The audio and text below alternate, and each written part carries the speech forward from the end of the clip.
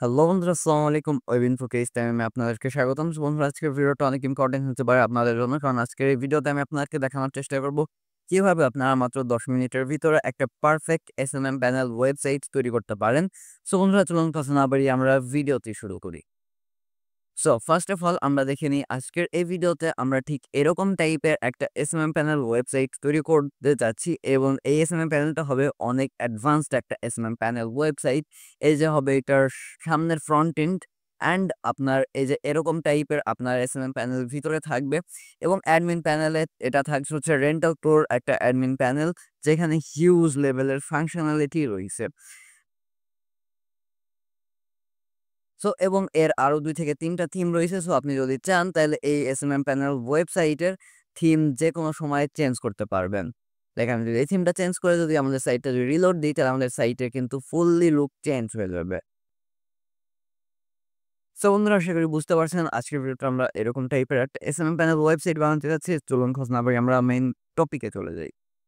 So বন্ধুরা, first of all আমরা চলে আসলাম হচ্ছে আমাদের সি প্যানেলে। সি প্যানেল কি সেটা সম্পর্কে আর আপনাদেরকে বোঝানোর কিছু নাই। সি প্যানেল হইতেছে মেইন, আপনি যখন একটা ডোমেইন অ্যান্ড হোস্টিং কেনেন, তারপর আপনি সি প্যানেল অটোমেটিক্যালি পেয়ে যান, অ্যান্ড সি প্যানেল থেকেই ওয়েবসাইটের যাবতীয় সবকিছু কন্ট্রোল করতে হয়।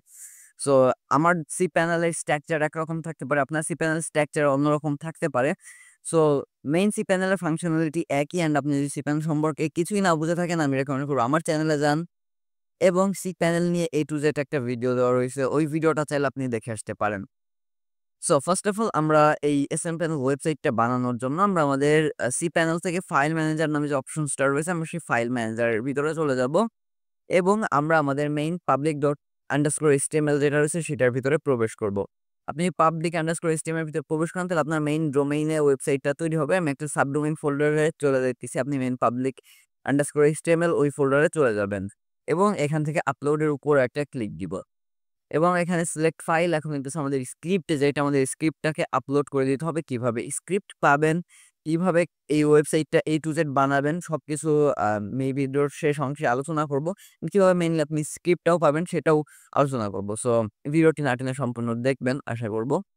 সো ফার্স্ট অফ অল আমরা আমাদের রেন্টাল প্রো ওয়ার্কিং যে এসএমএম প্যানেলটা রয়েছে সেটা আমরা এখানে দিয়ে দিতেছি। এটা দেখেন মাত্র 23 মেগাবাইটের একটা স্ক্রিপ্ট। সো এটা আপলোড হইতে খুব বেশিক্ষণ টাইম লাগার কথা না। সো বন্ধুরা, আমাদের যে স্ক্রিপ্টটা রয়েছে সেটা কিন্তু পারফেক্ট ভাবে আপলোড হয়ে গেছে। এখন যদি আমরা আমাদের ফাইল ম্যানেজারে যাই এন্ড যদি রিলোড দিই, সো একদম যারা নতুন রয়েছে তাদেরকে আমি ফাইল ম্যানেজার সম্পর্কে একটু ধারণা দিয়ে নিতে চাই। ফাইল ম্যানেজার আসলে কি? ফাইল ম্যানেজার হচ্ছে আপনার ওয়েবসাইটের যত সোর্স কোডগুলো রয়েছে, সব এই সোর্স কোডগুলোই ফাইল ম্যানেজারের ভিতরে থাকে। অনলাইন একটা সার্ভার জাস্ট আপনি এক কথায় ধরে নিতে পারেন। সো আমাদের একটা জিপ ফরম্যাটে এই কোডগুলো থাকবে। সো আমি এটাকে এক্সট্রাক্ট করে আলাদা করে নিতেছি। সো আমি এক্সট্রাক্ট ফাইলের উপর একটা ক্লিক দিয়ে নিলাম। সো এখন চাইলে আমি আমার এই জিপ ফাইলটাকে ডিলিট করে দিতে পারি, যেহেতু আমার এটার আর কোনো দরকার নেই। সো এখন যদি আমার এই সাবডোমেইনের ভিতরে যদি প্রবেশ করি, তাহলে আমি দেখতে পাবো। সো আমাদের এই সাবডোমেইনের ভিতরে প্রবেশ করলাম, আমাদের সাবডোমেইনের ভিতরে কিচ্ছু নাই। সো এখন মেইনলি আমাদের একটা ডাটাবেস বানাইতে হবে, ইউজার বানাইতে হবে। সো আশা করি বুঝতে পারছেন।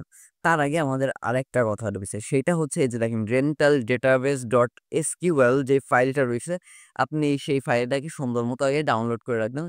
কারণ ইন দ্য ফিউচার আমাদের এই এসকিউএল ফাইলটা অনেক কাজে আসবে। সো ফার্স্ট অফ অল আমরা এখানে আসলাম।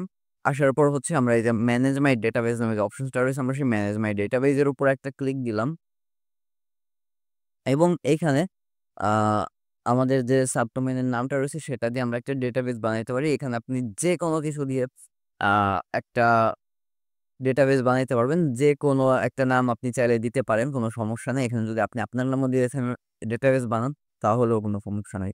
তো আমি এখানে আমার নামটা দিয়ে ক্রিয়েট ডেটাবেসের উপর একটা ক্লিক দিয়ে দিলাম। সো আমাদের ডেটাবেসটা কিন্তু কমপ্লিট হয়ে গেছে। ডেটাবেসের নাম হচ্ছে কেইসটেস্ট.প্রো, আমাদের সাবডোমেইনের নাম। সো এখন হচ্ছে আমরা যেটা কপি করছিলাম, এই যে যেটা, এটা পুরোটা কপি করব। পাসওয়ার্ডের জায়গায় এটাই বসাই দিব। এগেইন পাসওয়ার্ডের জায়গায় এটা বসাই দিব। ইউজারের নাম জায়গায় শুধুমাত্র আমাদের নামটা আমি এখানে বসাই দিব। এতে কি হলো, মেইনলি একটা আমরা যখন ডেটাবেস ক্রিয়েট করি তখন আমাদের মেইনলি ২ টা জিনিস ক্রিয়েট করতে হয়। একটা হচ্ছে ডেটাবেস, আরেকটা হচ্ছে ইউজার। এই ২ টার ভিতরে আমাদের ওয়েবসাইটের সকল ইনফরমেশন বা সকল ডেটাগুলো এই ডেটাবেসের ভিতরে থাকে। সো ফার্স্ট অফ অল আমাদের ডেটাবেস তৈরি করা কমপ্লিট। এখন আমরা ইউজার তৈরি করে নিব। সো আমরা ইউজারটাও তৈরি করলাম। সো এখন কি হয়েছে, আমাদের ডেটাবেসের নামও যা, ইউজারের নামও তা, এবং আমাদের যে পাসওয়ার্ড রয়েছে ডেটাবেসে সেই পাসওয়ার্ডও একই হয়ে গেছে। সো যাই হোক, এখন হচ্ছে আমরা এখান থেকে আমাদের ইউজার আর ডেটাবেসটাকে এক করে দিব। সো আমি অ্যাড অ্যান্ড অল পারমিশন এখানে টিক মার্ক করে মেক চেঞ্জের উপর একটা ক্লিক দিয়ে দিব। ওকে, সো আমি গো ব্যাকের উপর একটা ক্লিক দিয়ে দিলাম। সো এখন আমি আমাদের এই ফাইল ম্যানেজারে এগেইন আবার চলে আসবো। সো ফাইল ম্যানেজার আসার আগে আরেকটা কাজ রয়েছে, সেটা হচ্ছে আমরা পিএইচপি মাই অ্যাডমিন যেটা রয়েছে, আমি আমাদের সেই পিএইচপি মাই অ্যাডমিনের ভিতরে প্রবেশ করি। সো এখন আমরা এই যে এখান থেকে আমাদের সেই যেই ডেটাবেসটাকে ক্রিয়েট করলাম সেটাতে যাব, এবং আমরা এখান থেকে ইম্পোর্টের উপর ক্লিক দিব। ইম্পোর্টের উপর ক্লিক দেওয়ার পর চুজ ফাইলে চলে আসবো, এবং এখান থেকে আমরা রেন্টাল এসকিউএল সেটাকে টিক মার্ক করবো অ্যান্ড ইম্পোর্টের উপর আমরা একটা ক্লিক দিয়ে দিব।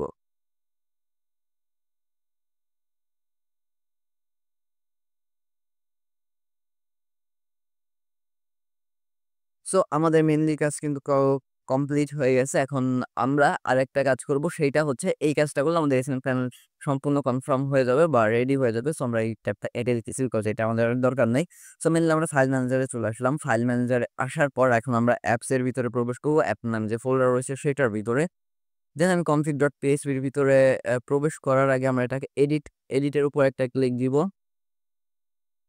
সো এই যে দেখেন এখানে ডেটাবেস নেম, আমরা এখানে আমাদের যে ডেটাবেসের নাম দিছিলাম, আমরা সেখানে আমাদের ডেটাবেসের নাম, ডেটাবেসের ইউজার নেম সেটাকে এখানে পেস্ট করে দিব।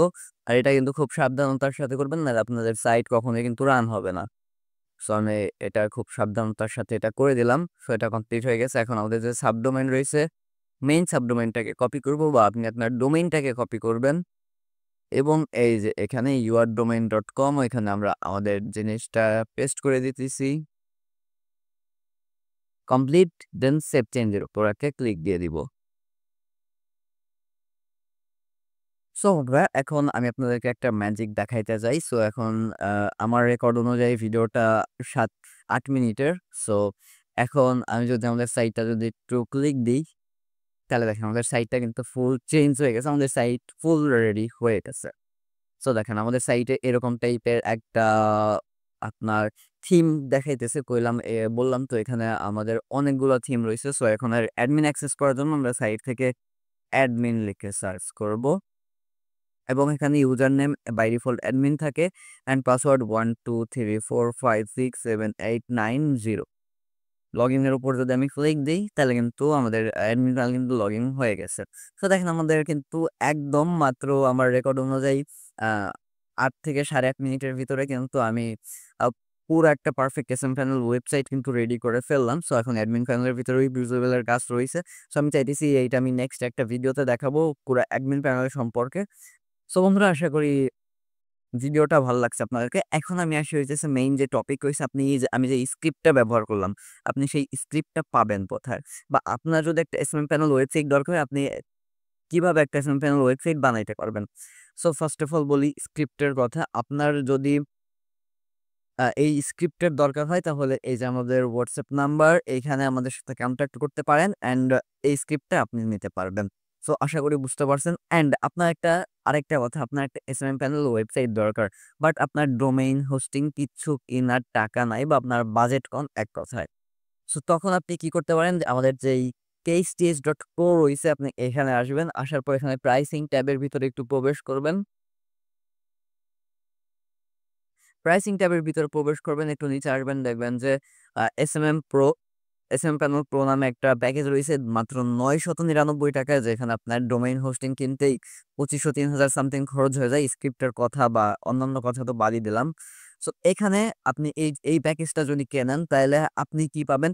একটা perfect ready SMM panel website পাবেন। আপনার ডোমেইন সাবডোমেইনের খরচ একদম আপনার কিছু করতেই হবে না। এখানে আপনাকে একটা সাবডোমেইন পাবেন, এবং এইটা আপনি প্রতি বছরে মাত্র 999 টাকা দিয়ে পুরা পারফেক্ট একটা এসএমএম প্যানেল পাবেন। সো আপনারা যারা এখান থেকে এসএমএম প্যানেল বানাইতে চান, তারা আমার এই হোয়াটসঅ্যাপ নাম্বারে যোগাযোগ করতে পারেন, অথবা সবচেয়ে ভালো হয় হচ্ছে আমাদের KSTH.co তে আসবেন, এবং এখান থেকে এই প্যাকেজটা অর্ডার করবেন। সো এই লিঙ্কটা আপনি কিভাবে পাবেন? এই লিঙ্কটা আপনি ভিডিও ডেসক্রিপশন বক্সে তো অবশ্যই পাবেন একটা অ্যাফিলিয়েট লিঙ্ক, এবং আপনি আমাদের চ্যানেলের অ্যাবাউট সেকশনে যান। এখানে গিয়ে দেখেন এই লিঙ্কটা রইছে। সো আপনারা আশা করি বুঝতে পারছেন সবকিছু সম্পর্কে এসএমএম প্যানেল ওয়েবসাইট কেমনে বানাইতে হয়। সো ভিডিওটা 10 মিনিটের বড় হয়ে গেছে। আমি চাইতেছি না ভিডিওটা আরো বেশি বড় করতে। সো ভিডিওটা ভালো লাগলে অবশ্যই চ্যানেলটাকে সাবস্ক্রাইব করে পাশের বেল নোটিফিকেশনটা বাজায় দিতে পারেন। সো আল্লাহ হাফেজ। দেখা হবে নতুন আরেকটা ভিডিওতে।